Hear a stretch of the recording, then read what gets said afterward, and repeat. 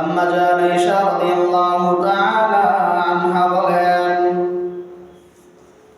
এই শাবান মাসে পয়গম্বর এত বেশি সিয়াম পালন করতেন, এত বেশি রোজা রাখতেন যে আমরা মনে করতাম যে ওই শাবান মাসে পয়গম্বর আর কোনোদিন সিয়াম ছাড়বে না। এত সিয়াম পয়গম্বর রাখতেন যে আমরা দেখে বুঝতে পারতাম যে পয়গম্বর সিয়াম মনে হয় রাখতে ছাড়বে না। আবার এমন ভাবে পয়গম্বর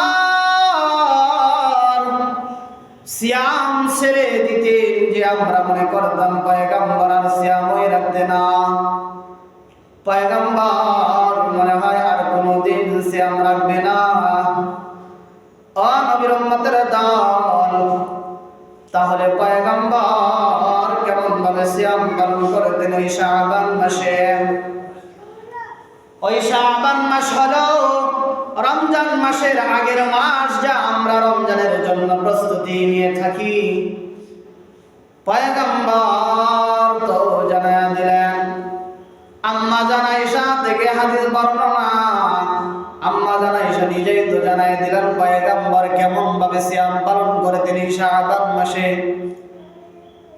এই নবীর উম্মতের দল,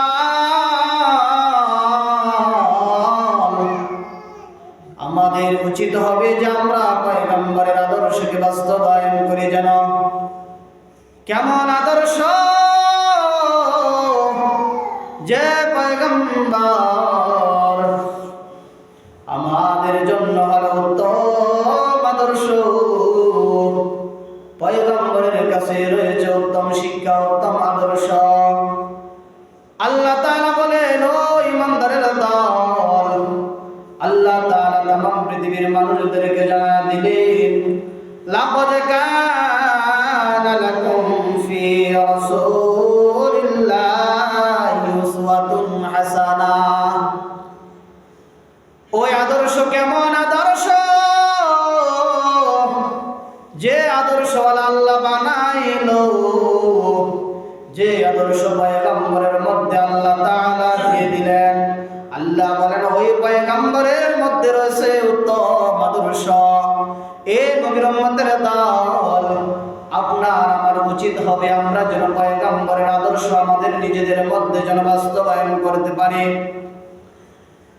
কেমন আদর্শ পয়গম্বর কেমন ভাবে চলতে বলেছেন, পয়গম্বর কি করতে বলেছেন, পয়গম্বর কি না করতে বলেছেন।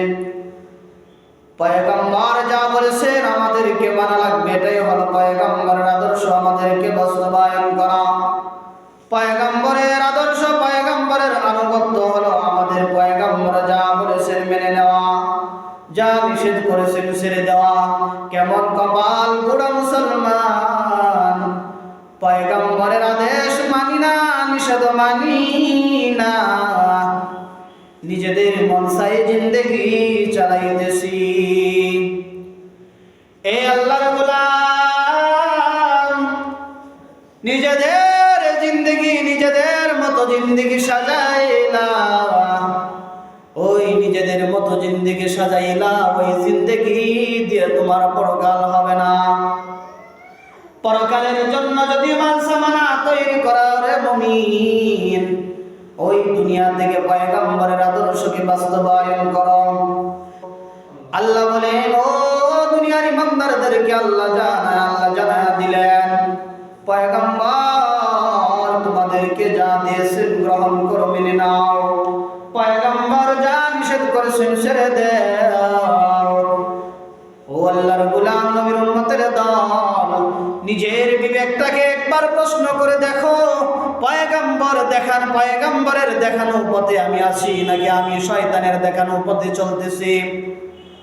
আজকে মুসলমানের সন্তান নামাজের নামে কোনো খবর নাই।